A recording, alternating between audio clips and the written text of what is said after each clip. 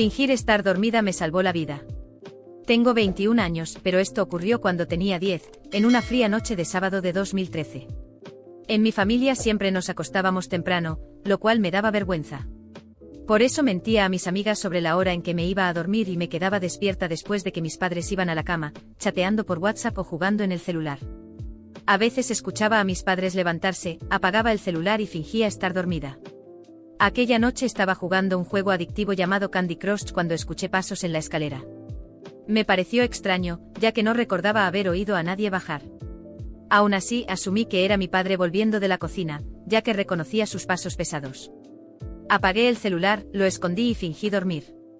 Enseguida vi la silueta de mi padre entrando a mi cuarto, se quedó parado unos segundos y luego regresó al suyo.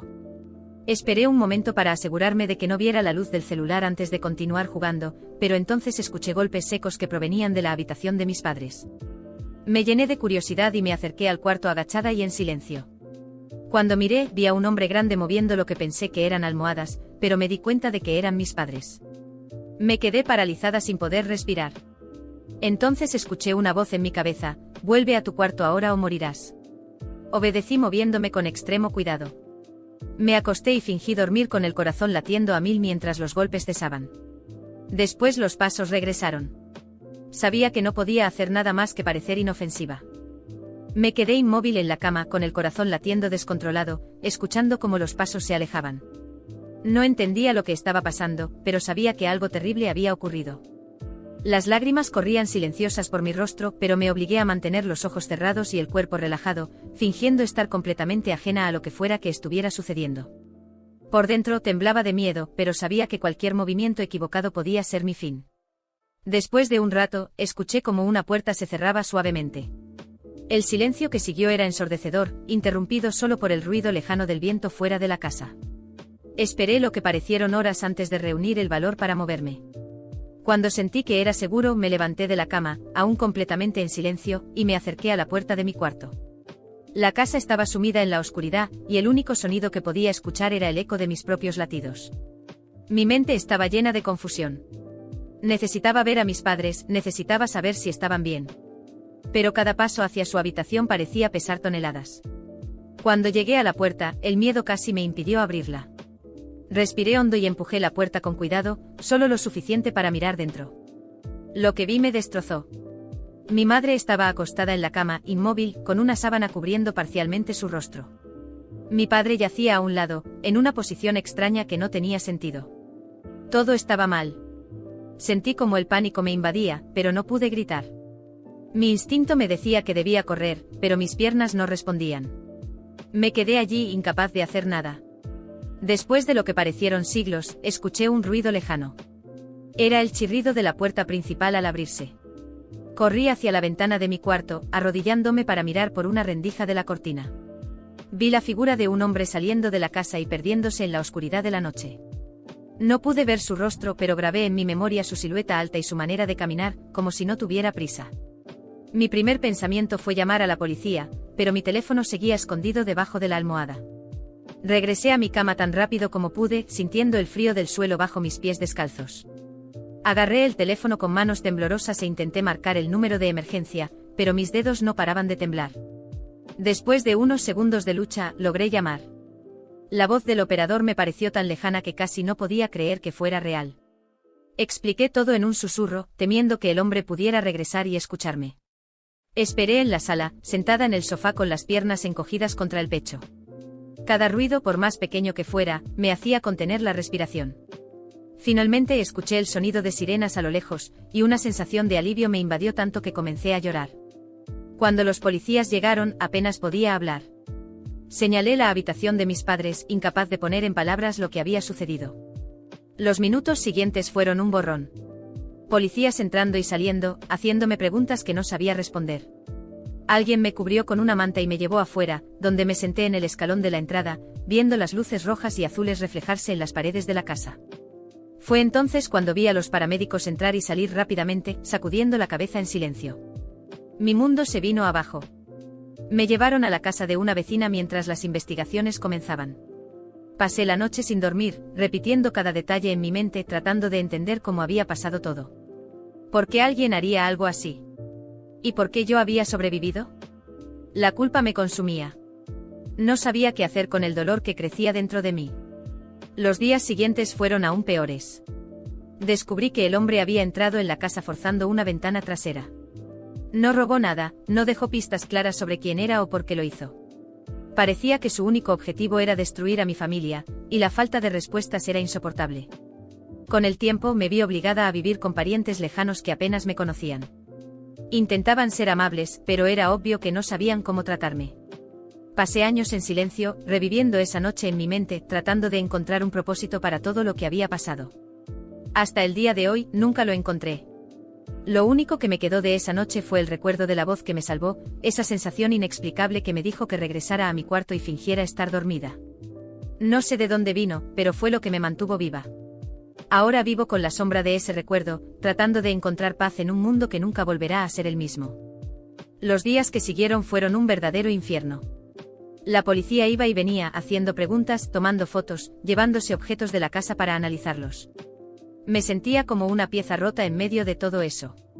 Solo tenía 10 años y nadie parecía capaz de explicarme lo que estaba pasando de una manera que pudiera entender. La verdad es que aunque lo intentaran, sabía que no estaba lista para escuchar. Pasé a vivir con una vecina, doña Marta, una señora amable que hacía lo posible por ayudarme. Pero era evidente que no sabía qué decir ni cómo tratar con una niña que había perdido todo de una forma tan brutal. Tenía pesadillas casi todas las noches, me despertaba sudando y llorando, con la sensación de que el hombre de aquella noche estaba parado junto a mi cama, observándome. Doña Marta venía corriendo, me abrazaba y decía que todo estaría bien. Quería creerle, pero no podía. La policía seguía investigando. Hacían visitas regulares a la casa para recoger más pruebas, pero nada parecía conducir a una respuesta. Me explicaron que el hombre no había dejado muchas pistas, ni ADN, ni huellas dactilares claras. Había entrado y salido como un fantasma, y esa idea me aterrorizaba. Si podía entrar y salir así, ¿qué lo detenía de volver? Una cosa que me repetían constantemente era que debía estar agradecida por seguir con vida. Si hubieras estado de pie esa noche, si hubieras hecho algún ruido, tal vez te habría visto, me dijo un policía en una ocasión. Sabía que tenía razón, pero eso no aliviaba la culpa que sentía. El pensamiento de que yo seguía viva mientras mis padres no me consumía por dentro. Los meses pasaron, pero la sensación de inseguridad nunca desapareció. Evitaba salir de casa, incluso durante el día. Cuando estaba en la calle, cualquier hombre alto me hacía estremecer. Observaba cada rostro buscando señales del hombre que había destruido mi familia, pero al mismo tiempo moría de miedo de realmente encontrarlo. Era como estar atrapada en un ciclo interminable de paranoia y pánico. Entonces, un día, todo cambió. Estaba regresando de la escuela con doña Marta. Ella siempre insistía en ir a buscarme y llevarme, aunque solo fueran 2 cuadras. Estábamos a punto de llegar a casa cuando vi a un hombre parado en la esquina. Estaba de espaldas, pero la forma en que se movía, la manera en que llevaba las manos en los bolsillos, era idéntica a la del hombre de aquella noche. Mi corazón se aceleró, mis manos comenzaron a sudar y sentí que las piernas me temblaban. Quería correr, pero no podía. Era como si estuviera congelada en mi lugar. Doña Marta notó mi reacción y me preguntó qué pasaba. Balbuceé apenas capaz de formar palabras, pero logré señalar al hombre. Ella lo miró y luego a mí, tratando de entender la gravedad de la situación. Es él, murmuré casi sin voz. Es él, el hombre de aquella noche. Doña Marta no dudó. Me tomó de la mano con fuerza y me llevó de regreso a casa. En cuanto llegamos, llamó a la policía. Apenas podía respirar mientras intentaba explicar todo al oficial por teléfono. Mi mente era un torbellino. ¿Y si me había equivocado? ¿Y si no era él? Pero al mismo tiempo, algo dentro de mí gritaba que era él, que nunca olvidaría ese andar, esa postura. La policía llegó rápidamente y vino a hablar conmigo. Uno de los investigadores, el mismo que me había entrevistado varias veces, se arrodilló frente a mí y dijo con calma: necesitamos que estés segura. Vamos a investigar, pero debes decirnos si estás convencida de que es él. Quería decir que sí, quería gritar que era él, pero las palabras no salían. Solo asentí con la cabeza, luchando contra las lágrimas. Salieron a buscar al hombre y me quedé con doña Marta en la sala, esperando. Cada minuto parecía una eternidad. Me preguntaba qué harían si realmente era el culpable. ¿Y si escapaba de nuevo? ¿Y si sabía que había sido yo quien lo denunció? El miedo me consumía, pero también había algo más, esperanza. Tal vez, finalmente, todo esto podría terminar. Tal vez se haría justicia. Cuando la puerta se abrió nuevamente y los policías regresaron, vi en sus expresiones que habían encontrado al hombre. Pero no me dijeron nada en ese momento, solo me pidieron que descansara. Prometieron que me informarían tan pronto como tuvieran algo concreto. Fue entonces cuando comprendí que esta historia estaba lejos de terminar. Había algo en los ojos del investigador, una mezcla de tensión y preocupación, que me hizo sentir que aún había mucho más por descubrir. Y en ese momento, mientras los veía salir de nuevo, supe que la peor noche de mi vida aún no había terminado. Lo que fuera que estuviera por venir sería decisivo, no solo para mí, sino para entender todo lo que realmente sucedió aquella noche. La llamada de la policía llegó a la mañana siguiente. Me pidieron que fuera a la comisaría para hacer el reconocimiento formal del sospechoso. Mi estómago se revolvió solo de pensar en verlo nuevamente, pero sabía que tenía que hacerlo. Doña Marta me acompañó, sujetando mi mano con firmeza mientras íbamos al lugar. Durante el camino intenté mantenerme tranquila, pero el miedo no me dejaba respirar con normalidad. Cuando llegamos, uno de los investigadores explicó cómo sería el proceso. Me llevarían a una sala separada con un vidrio espejado, donde podría ver a varios hombres alineados, incluido el sospechoso. Solo tenía que decir si reconocía a alguien. Asentí en silencio, sintiendo como mis piernas temblaban mientras me guiaban a la sala. La fila de hombres estaba allí, cada uno con un número pegado en el pecho. Observé cada rostro con atención, mi corazón latiendo tan fuerte que parecía que iba a explotar. Cuando llegué al hombre número 3, mi cuerpo se congeló. Era él. No había duda. Su postura, su mirada fría y vacía, todo me transportó de vuelta a esa noche. Señalé con el dedo tembloroso. Es él, murmuré. Los policías intercambiaron miradas entre ellos y me pidieron que saliera de la sala. Más tarde me llevaron a una pequeña oficina para descansar mientras continuaban con el interrogatorio. Me ofrecieron agua, pero no pude beber nada. Mi mente estaba hecha un lío con fragmentos de recuerdos de esa noche cruzando constantemente por mi cabeza. Fue entonces cuando uno de los policías entró y me miró con una expresión seria pero amable. Él confesó, dijo el oficial. Admitió lo que hizo. Pero pidió hablar contigo. Esto solo sucederá si te sientes cómoda. Prometemos que estarás segura. No podrá acercarse a ti, y estaremos allí todo el tiempo. La idea de enfrentarlo me aterrorizaba, pero una parte de mí necesitaba respuestas. Quería entender por qué alguien haría algo tan terrible. Después de dudar un momento, asentí con la cabeza. Minutos después me llevaron a otra sala, donde él estaba sentado detrás de una mesa, esposado, con 2 policías a su lado. Cuando lo vi, sentí una mezcla de miedo y rabia. Era el hombre que había destruido a mi familia. Él levantó la vista y me miró. Su expresión era difícil de descifrar. No era exactamente de arrepentimiento, pero había algo, una sombra de humanidad. Suspiró inclinándose ligeramente hacia adelante y comenzó a hablar. No voy a pedir perdón, porque sé que nunca me perdonarás, dijo con voz baja y ronca.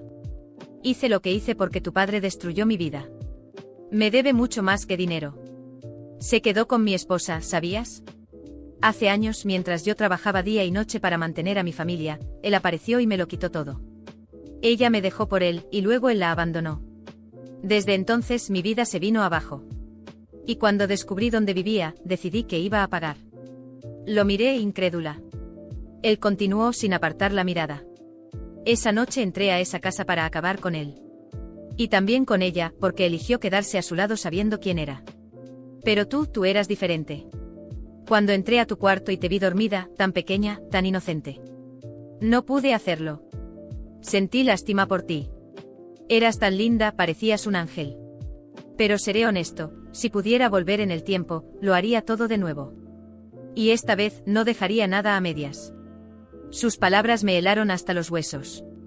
¿Cómo alguien podía ser tan cruel y al mismo tiempo justificar sus actos de una manera tan fría? Sentí como mi estómago se revolvía, y las lágrimas comenzaron a correr por mi rostro. Uno de los policías intervino, diciendo que era suficiente, y me llevó fuera de la sala. Y por eso fingir estar dormida me salvó la vida. Lamentablemente también me dejó traumas profundos. Espero no haber arruinado el día de ustedes, lectores de Reddit, con este relato.